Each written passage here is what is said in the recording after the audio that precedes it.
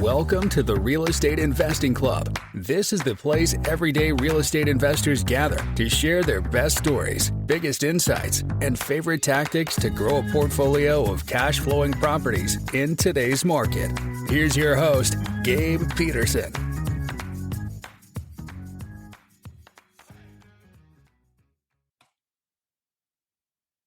All right. Welcome back to another episode of the Real Estate Investing Club. I hope you guys are having a great week, great Monday, Tuesday, Wednesday, whatever day it is for you. It's Friday here. It's always Friday on the Real Estate Investing Club because that's when we record our episodes. So we're bringing that good Friday energy for you. Nice and cloudy. That's how we like it here in Seattle. So it's a good day for a second reason, because we have John Bianchi with us on the show. He is up in Canada on the other side of the continent in I didn't even get the name of the Toronto, right? You said you're in Toronto. 3 hours away from Toronto, and about a really, really small beach town. Yeah. There you go. So he's on the other side of the continent, and he is into short-term rentals, which is awesome. You know, I've almost pulled the trigger on so many short-term rentals just because I like the idea of it. I haven't done it yet. So it's going to be a good show because you're going to be able to school me on how to run them. So John, thanks for hopping on the show. Thanks, man. I appreciate you having me. If you don't mind, I'd love to throw a question at you real quick. Why haven't you pulled the trigger? So I invest in self-storage and mobile home RV. And I just, every time I get to the point where I am going to buy a short term, I'm always like, no, I should just focus on what I'm good at. We had one under contract that my fiance and I, that we were going to buy. And at the last minute, another deal came up. We were going to buy this with our own personal money. And another deal came up. It was a self-storage facility, and I really wanted to buy it with my own money. So I ended up buying that self-storage facility versus this short-term rental. But I still, to this day, I want to buy them because it's like a romantic thing. It would be nice to be able to own a self-storage or a short-term in an area that I actually want to visit. And I've heard, I had a guy on the podcast who he bought a short term in Nashville, and it cash flowed. I think it was like $7,000 or $9,000 a month. And I heard that, and I was like, "You got to be shitting me! That is insane." I'm sure that's an outlier. Nashville, it's a really popular area. Yeah. But regardless, it's a very popular strategy, and it's one that you can talk to us about. So. I told you before we got on here, we always like starting with stories and hearing how people got to where they are. So why don't you start us off and tell us how did you get started in real estate in the first place? I was in finance before, and I hated it. I built it up. I built up the finance business to a point where I was actually good. Like I was in a very good position. So I kind of proved out to myself that I could make it work, right? And at that point, I then got to the point where I was like, I want something more exciting, more fun, whatever it may be, right? And real estate, for whatever reason, is far more fun than when it comes in comparison to finance. And so I, downloaded the Airbnb app. I had an extra room, and I rented out my spare room and ended up learning a ton just from that experience alone. And it has just been a nonstop grind ever since then, right? Of just like learning and growing and doing more and more. And eventually got to the point where I just, sold off the finance business and then started opening up Airbnbs through the rental arbitrage and property management model. Then COVID came around and wiped that away. And the one thing that I realized that I did really well within the Airbnb business was actually studying data. So I could spot winners really well and figure out ways to get properties with the least amount of risk. And that's what I do now 100%. So like my company is an Airbnb data consulting firm, and our largest contract is with TechVestor, and we've helped them buy over 150 properties, and every single last one of those properties is cash flow positive. And we've now taken on individual investors as well, and we've found a slew of additional properties after that as well. And so we have a really, really good track record of finding cash flowing properties when it comes to Airbnbs. Yeah, well, 100%. That's pretty good. 100% is really good. So really cool. I mean, you started just by renting out your own room, or a room in your house. Does Airbnb? I heard they stopped allowing that, or is that the case? No. Can you still rent? No, they still do it. Rooms? They still do it. Yep. Okay.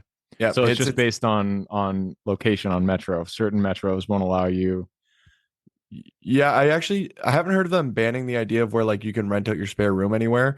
I know VRBO, like all of their marketing is kind of targeting at that as like, oh, that's an issue, that's bad. That might be where you're hearing that from. But got it. Yeah. So yeah, really cool. So you are an expert at finding good deals, at good Airbnb deals. I would love to learn a little bit more about that because Airbnb, there are costs associated with it that are much different than having a single family long term rental. With Airbnb, you have a lot more turnover. There are actually I can't even speak to it because I don't run one. So why don't you tell us when you're looking at these deals, what is it? What do you see, and what is kind of like a green flag that indicates that it's a deal for you? Well, there's companies out there that have all the Airbnb data that exists, right? So there's a company called AirDNA, and it records the calendar of every single Airbnb, and then it is able to figure out what the annual revenue is for these properties, right? Like how well this property is doing as an Airbnb, which I find to be the most fascinating thing because it'd be super interesting if you knew exactly how much every single McDonald's made across the entire country, right? It'd be really easy to invest in McDonald's if you knew that. And that's kind of what it's like when it comes to Airbnbs. And so Why do they have that data? Just Airbnb, because there's Airbnb, VRBO. I'm sure there's other yeah. ones. Do So they just like give them the data, or no, I wish that would be amazing. No, but what they're doing, Airbnb and VRBO are public websites, and you can create an algorithm to go scrape that website, and you can actually pull information out of the website. And so they have algorithms that go into the Airbnb website, everybody's individual listing every single day, and they record all that information. And then they have data scientists who will then take all that information and figure out what they believe they're making on an annual basis, right? They do some algorithms to be like, okay, how much do we believe that this property actually made based off of all the data that we were able to scrape from their calendar over the past 12 months. Got it. So like when a property goes off market because they're assuming that it was rented, and so they can count that as an occupied day in the calendar for this particular property or something like that. Exactly. Yeah. So they're recording the calendar. They see that every single day it's $100, right? They're like, this person has their property available for $100. Every single day is available. They record it. Then they come back the next day and they realize that one of those days is blocked off. And they go, they probably made $100 that day. And then they will add that up over the full 365, right? Huh. Okay. Yeah. Now, with that being said, there's an outrageous amount of errors and issues and mistakes with that data. And so you got to be super cautious. I talk about it on every single podcast, every podcast. Yeah. Got to be cautious of the data. So going back to this idea of like the green light, right? How do you know when you have the green light? What I'm really looking for is something called a 20% rule. So the price to rent ratio. If I'm buying a home for $500,000, I want to feel confident that it can make about $100,000 a year because it will then cash flow at an amount that I am happy with. You can buy a property that makes less and it will still either break even or cash flow at some amount, but I like the amount that it cash flows at that number, right? So you want the gross revenue, annual gross revenue of this property to be 20% of your purchase price. Correct. Interesting. Okay. Yep. And that makes a lot of sense. Go ahead. Yeah, that works great for like homes that cost between 400 to let's say like 700,000, kind of in that range. If the home costs less, the price to rent ratio needs to be higher. And then if the home costs more, it can be lower. Just to point that out because I've had a lot of people point that out to me. So yes, that's the main thing. I'm studying, like as an example, I studied a market this morning, found a ton of good data. I found a ton of homes that were making between $120,000 and $180,000. And then there was a bunch of homes for sale that were for sale between $500,000 and $800,000. And so a lot of those homes are going to fall perfectly into that 20% rule, which means that I would then at that point try to hyper focus that market even more so and try to figure out like how could I have a competitive edge over these current listings that already exist? Like what could I do differently than what they're doing? And then try to find a property at the cheapest possible price that has the most competitive advantages and then put it together in the most optimal way. And that's how you go 120 for 120. Boom, man. You sold me already. So, I mean, one of the big things, not only in Airbnb and in everything you invest in, every asset class, but specifically for Airbnb, investing in the right location matters significantly. If you're investing in downtown Pittsburgh, it's a lot different than I don't know, some nice area. I can't even think of one right now, but like choosing a metro town, you're saying? What's that? Like a vacation town, you're saying, or you? Like Hawaii, whatever. I don't know. Right, Hawaii doesn't allow Airbnbs, but yeah, it's very. But if you're investing in like a coastal nice area versus some gritty downtown, it makes a difference. And so choosing a location to invest in is one of the in from where I stand, one of the most important steps that you take. How do you identify a good market, and how do you know whether you're going into a market that is good for Airbnbs?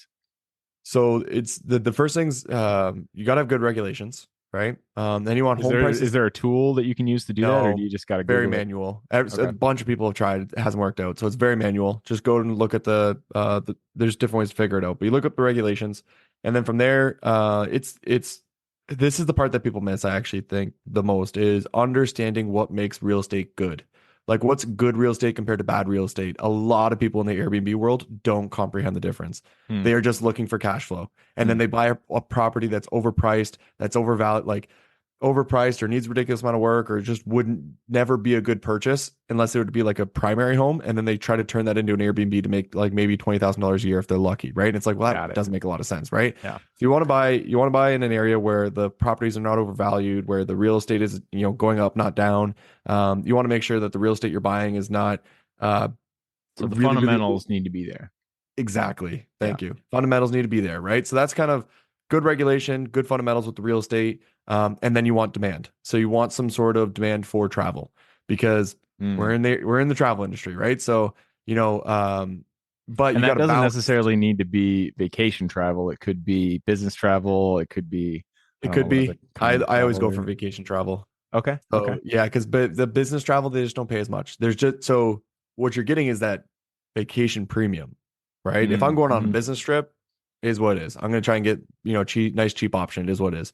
But if I'm going on vacation, I'm spending extra dollars because I am treating myself, right? Mm, And okay. getting something a little nicer. And so yeah, I like it to be in the travel locations. However, with that being said, I don't go to like the number one travel vacations. I like the Okay. number two sort of areas, right? But that still have a lot of demand, but aren't like the best of the best and the greatest places to be.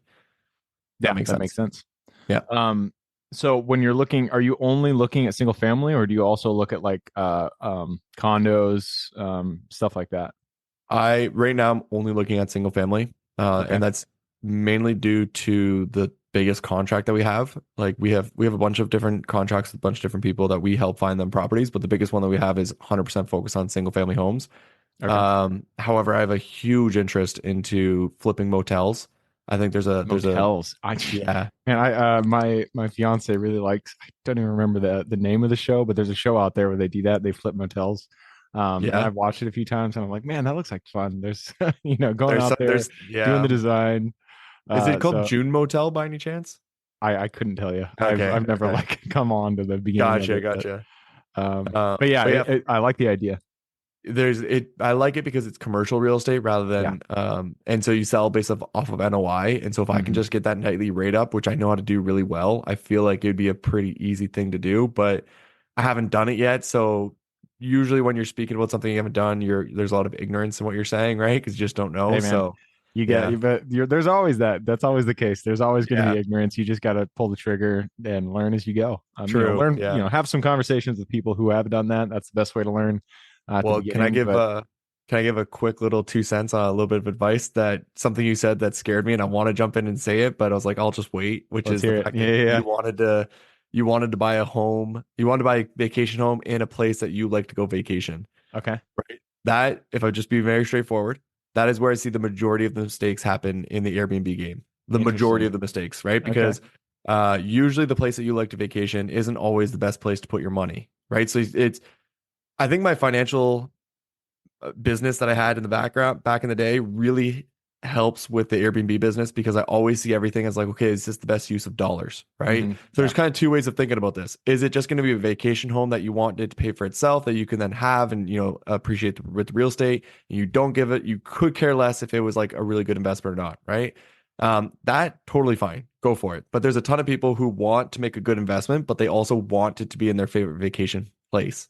And so then they force it to happen. And that's not, Mm, and that's yeah. where they're overbuying the real estate. They are getting a home that has no competitive advantages, and then they are essentially working a part-time job taking care of that listing for the entire year just so they can enjoy it on their own. Where in reality, you could take that money, throw it into an Airbnb on the other side of the country that would be a great investment for those dollars. It makes you, $3,000 a month. Then you take the profits from that and go on vacation in your favorite vacation town. You know what I mean? And like to me, I'm like, that makes so much more Shooting my logical dreams sense. down. Thanks a lot, man. My thing is like when you, but the thing is if you're okay with it breaking even, if you're fine with all that, then like that there's no harm, no foul, right? Because it is more of a place just for pleasure, right? But in my opinion, like me personally, I've got to be in a really good financial place to be able to put that money to a place where I know it's not really going to do much, but I'm going to just be able to enjoy that place, Yeah. right? So anyways, just throwing that out there. No, Just that keep is a that in good point. mind. That Yeah. is a good point. Yeah. So you've mentioned management a few times, Mhm. and that is one thing that's actually steered me away from Airbnb because I know I always like hiring property managers, third party property managers. I like to just do asset management. And I really don't want to be in the weeds. But I know if I were to buy a single Airbnb, I really wouldn't be able to get a good property manager. So I'd probably have to do it myself. And the idea of managing a Airbnb, again, I have no experience, so I'm talking out of my ass here. But the idea of buying an Airbnb and managing it sounds difficult. Is that accurate, or how is the management gone, and how do you manage your properties? So I actually don't manage any properties personally right now. Okay. I'm just on the data side. However, I did manage 15 at one point. Um, there is a heavy lift at the beginning, and there's sort of an equilibrium. I'm not sure if that's the right way to explain it when it comes to managing Airbnbs. So when you have just one and you get it set up, if you have like a good cleaner and you have a good handyman, it's very simple to take care of, right? Because the cleaner is going to go in there, take care of it. Maybe you can also pay them to go buy an air mattress so the air mattress pops and you're just paying them to do those things, right? And the handyman will take care of the property. You're just messaging the guest. The pool person takes care of the pool stuff. It's really not difficult, right? And it's a fraction of your time to be able to do it. Yes, you're going to have a couple nights where you wake up at 2 a.m. because the person's locked out and you're going to be super frustrated by that. But you're not paying somebody 20% of all of your revenue to handle a couple of those inquiries, right? And you can take advantage of the STR tax loophole because you're putting in participation and all this different stuff, and you can write off your active income. So there's a lot of advantages to that. Now, once you hit like 3, 4, 5, things start getting more complicated. It starts becoming more of a part-time job, right? But then you get to a point where you actually have so many of them. And if you get the right ones, you have enough cash flow where you can then hire somebody full-time to just take care of them. And then you go from uh doing most of the work to doing next to nothing. You're now back to asset management, so you have to get past that hump is the idea, right? Yeah. Yeah, so I mean, if each individual property you get makes $25,000 a year of like free cash flow, after like the fifth one or the sixth one, you can more easily hire somebody to run all those properties, maybe on like a part-time basis. They're taking care of all the messages. Could be a VA who's handling 99% of everything. You're just dealing with like the big time issues, stuff like that. So, but I had 15 at one point. I had 15. I also had a cleaning company, and I had one person who ran everything, and I just dealt with the bigger issues. And that's where I got really into the Airbnb data. I had a crazy amount of time on my hands, and I just started learning the data even better. And so like when you see that stuff online where people are like, yeah, I only work 5 hours a week on my Airbnb portfolio. It's like, yeah, once you get to a certain point, it turns into that, right? But Yeah. but you can get to that point, right? Yeah, as it is with everything, and that's kind of like why I like the commercial side better, because you can get to that point with one property on the commercial Yeah, side true, true. versus 5 or 6 for Yeah. Airbnb. So 25,000, is that talking cash flow? What is the average that somebody can expect for a single Airbnb? Just in a regular metro, not talking like downtown Honolulu or something, just Yeah. regular. Well, so I know where to find properties that cash flow between 25 to 70,000 like pretty comfortably. But not a lot of other people do. If I'm just being Mm, like very straightforward. So a lot of people are struggling with trying to find properties that will cash flow at those amounts. It's definitely possible. You just have to do your homework, and you mm. got to do a lot of homework, right? To find the right market, to find the right amount of revenue, to find compared to the purchase price and whatnot. But I know that it's possible to find those numbers, and I have seen other people that have found them, but a lot of people are struggling to find those numbers right now. Got it. So right now, what is I don't even know what is average for a I honestly property don't like even that.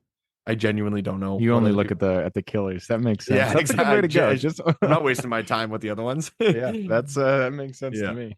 Yeah. Right on, man. Well, hey, I just took a peek at the clock. It looks like we have run it down, so it's time to jump into the quick question round. Are you ready? Let's do it. All right. Starts with books or movies or podcasts, whatever. I just need 2 recommendations, one for general life wisdom and then one for real estate.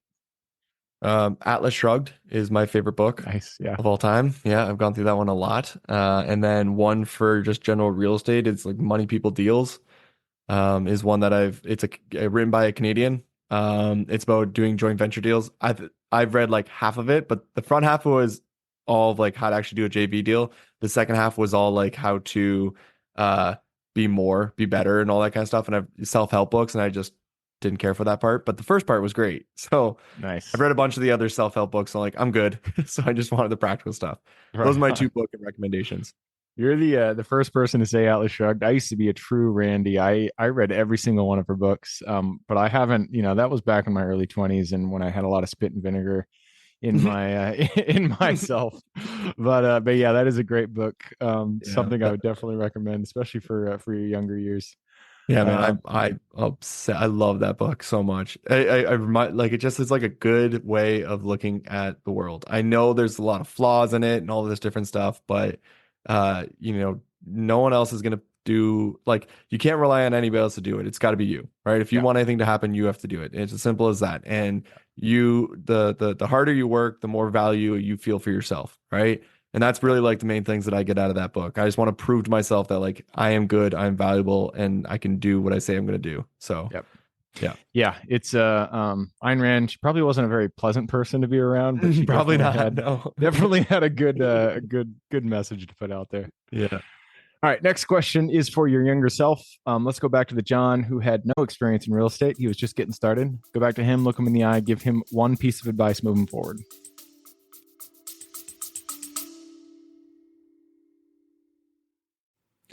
Before we continue on with today's guest, I want to tell you guys about a community I'm launching on School to help investors like yourself grow your own portfolio.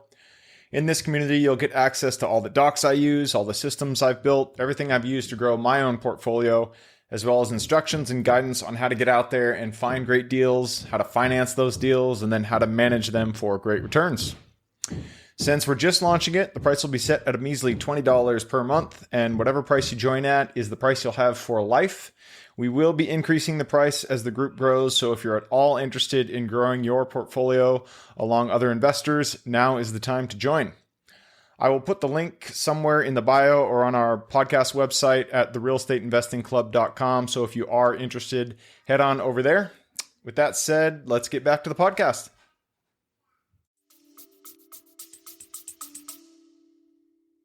That's a great question. Give me just a half second. My advice would just be to focus on purchasing, like more than anything, purchasing and raising money to do joint venture deals and things along those lines. That would have been like however I could have learned it, right? Whether it be through books or podcasts or talking to people or whatever it is, just put all of my energy into that. I think would have been I would have been 10 years further ahead than where I am right now. I'm going to put that in the same bucket as I wish I got started sooner, is focusing on purchasing. We're keeping kind of a running tally here because I would say 90% of the guys that show up on this show, and you're episode 500 and something, they all say that they wish they got started sooner. Every time somebody has that piece of advice, I always like to point it back at you listening to this episode. If you have not gotten started in real estate, take the advice of everybody that comes on the show and just get started. They all wish they got started earlier. So if you haven't done that for yourself, go out there, just get a deal done. It doesn't have to be anything, it doesn't have to be a slam dunk. Once you just get that first deal done, it'll start to snowball and you'll start to get more confidence, more understanding of how to get deals done. So you won't regret it. Just go out there, get your first deal done. Agreed. All right, next question is about the US. It's a big place. There's a lot of opportunity. This is a good one for you. What is the metro? Could be the US, could be Canada, anywhere. What is the metro you're most excited about investing in today? First thing that comes to mind is Austin. Okay. But the problem is that I actually don't tell people to buy in Austin just because the regulations when it comes to short-term rentals. Hmm. But if you were to like, if you're asking me where do I think is the most exciting place to be, I think it is Austin, truly. We've got LA, you've got Chicago, and you've got New York. And I truly believe like Austin is going to be very competitive with all those over the next coming years. The home prices are already through the roof, which is insane. But there's the metro, there's a further out, right, of Austin, and it's continuing to scale. And Austin's very close to San Antonio. Like Hmm. they're extremely close to each other. And so they're gonna I don't know if they'll grow directly into each other just because the middle of Like it Dallas and Fort Worth. kinda. Yeah, honestly. Dallas and Fort Worth, that's a great example. But yeah, that's probably the most interesting place. And then on top of that, the regulation and taxes and everything within Texas is far more favorable. I would say it's like the last, that there in Florida is like the last true America, right, of what America was, and even that's kind of fallen behind. And so people who love America and love what America stands for, they're just going to keep moving to Texas like they have been. And so that's why I think Austin is going to continue to be a great place. Right on. I've actually heard a lot that Austin is overvalued, Oh but I yeah. do believe it's definitely, continuing that growth curve. So, Yeah, uh, yeah. and I'm sure it's different for Airbnb. I'm sure, they're talking about single family housing, but It Airbnb, is there's still a lot definitely of people. overvalued. I would say it's overvalued. I'm not saying it's not overvalued. It's definitely overvalued. Like there's multi-million dollar homes that should not be multi-million dollars. And I'm like, Yeah. this doesn't make any sense. But it's the outskirts or like where demand will continue to go, right? Yeah. Yeah. It's funny. This is kind of a side comment here, but I remember in it was like 2018. I was looking for a house to buy, and I kept thinking like, oh man, prices they're way too high. I'm here in Seattle, and I'm like, they're way too high. They're definitely going to go down. 2019 happened, way too high. Definitely going to go down. It just kept going up, and you're just like, how could this possibly happen? So, It's extremely confusing when you look at things, it just doesn't make sense. How can people afford this? But people do, and that's why it's confusing. Like yeah, anyways, we can have a there's a whole lot other more money out conversation, there than people think. I guess, right? All Yeah. right, that leads us to the next question. This is about finding good deals. It all starts with getting in contact with the seller and penning that purchase agreement. So, what's your favorite way to generate leads and find new deals? We find almost all of our deals on market. Oh, wow. Yeah, we're not the guys going out there trying to find like these creative deals or anything like that. So we're just on market, what works on market, and we have good success with that. So I'm Just not the best person to answer that one. yeah, no, I mean that is a strategy. There is Yeah, plenty of deals out there on market. Granted, most people do like off-market deals because you can generally get a little bit lower of a price. But if it pencils and it's on market, screw it. this Money's yeah. money, makes it work. The problem, I'll just say, the problem with we've tried it many times. The problem with trying to get the off-market deals in the type that we're getting is that we're in good areas. Ah, So there's barely anybody who's in distress, right? There's yeah, barely anybody who's like underwater. And so it almost never works or makes sense to try to do that in the first place. It's not worth it. yeah, that makes sense. Yeah. All right, next question is about lessons learned. Not every deal we get into goes the way we expect it. In fact, a lot of times something goes a little bit sideways, but that's where we learned our best lessons. So, what was a deal that went a little sideways for you? And then what was the lesson you pulled from it? I don't have one specific one in mind, but I will say that when it comes to Airbnbs, I we have made a couple of purchases where the home was either too small or didn't have what we call competitive advantages, right? So, as an example, like if you bought a home that was on the side of a mountain, there's no land because it just goes straight down. And so you can optimize that interior in the most amazing way, but you can't really do anything else other than that. And so you're capped at the ability of how great you can make that property. Mm, And so then therefore, if you buy a property that has maybe some land or some bigger interior like room to grow into it, you're going to be able to continue to compete as time goes on, right? And so that's we have bought a couple of like smaller properties and smaller lot sizes and stuff like that. And so we try to avoid that nowadays. yep, that makes a lot of sense. Hmm. All right. Next question is about raising capital. You've already mentioned that this is one of the most important things. So, it does take money to make money. What's your favorite way to raise capital for deals?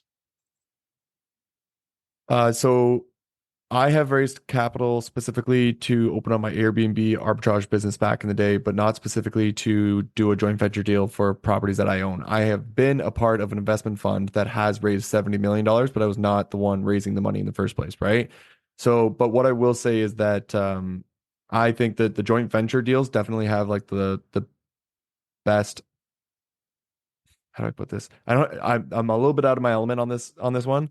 But what I see is that the joint venture deals are kind of the best way to go right now with short-term rentals because it does cost a lot to be able to compete in some of these markets because you got to put like pickleball courts in, you got to throw a ridiculous amount of money into the furniture, things along these lines to like be that top performer. So you need like 200, 300, $400,000 sometimes to really make it win in these areas. And not a lot of people have that money themselves, and so they're coming together with people to make that work to create that cash flow that they're looking for. So JV deals have been the thing that we've been seeing work the best with a lot of our clients. We have a lot of clients who are doing JV deals and then hiring us to be their person to find the property for them. Cool. Pickleball courts. That's something I would not have thought to put into a property to make it. Oh man, we got to talk before you buy a short-term rental, okay? Reach back out. Well, after this, I'm definitely going to stick to self-storage facilities. It's Okay. short-term is probably not in my best interest, but all right, that leads us to the very last question. This one's for the listeners. You've given us a lot to think about. I'm sure people want to reach out, get in contact with you. What is the best way they can find you, and then what can they expect when they reach out? I strongly recommend for everybody to go look up my free information. So I put out 6 free Airbnb data courses. I always give out all of my course information for free. And so one of my courses is 40 hours long. It goes a step-by-step process teaching you exactly what I did to be able to find the 150 plus properties that are all cash flowing. So you go to my website, strsearch.com, top right corner says free courses. Just sign up. I promise you will not regret it. If you don't want to do that, find me on YouTube. I've got all the courses there as well. So at the Airbnb Data Guy or John Bianchi on YouTube, and you can also find me on Instagram. I've got a bunch of fun little content on Instagram and TikTok at the Airbnb Data Guy. All right, perfect. I'll put that link in the show notes. So if you guys want to reach out, just click a little more in the description. It'll pull down that full description. In there, you can find John's link. All right, man. That wraps it up. Thank you very much for hopping on the show. Thanks for having me, man. I appreciate it. This is fun. Absolutely. For everybody who's with us today, thank you guys for showing up. You are the reason we do this. So if you guys have any questions, reach out to me, Gabe at therealestateinvestingclub.com. If you guys want to support the show, just give us a like, subscribe, share, all that jazz. Other than that, I hope you guys have a great week. Keep rocking real estate, and I look forward to seeing you on the next episode. All right, before I officially sign off, I have a quick announcement to make. If you're interested in becoming a passive investor in one of my deals, my own company, Kaizen Properties, is looking for capital partners for our upcoming projects. We invest in what are known as recession-resistant assets, mainly self-storage facilities, mobile home and RV parks, and industrial properties. If you're interested in investing and would like to learn a little bit more about my company, our investing criteria, and some of the previous projects we've done, go to the Real Estate Investing Club podcast at therealestateinvestingclub.com and scroll all the way down to the bottom of the page. Click on the Invest With Us button. That'll pop up the investor form. Fill that out, and we will reach back out to you as soon as we can. Or if you prefer a little bit more of a personal touch, you can reach out to me at Gabe at therealestateinvestingclub.com. So really, that is it. Again, it was a pleasure hanging out with you guys during this episode, and I look forward to seeing you on the next episode.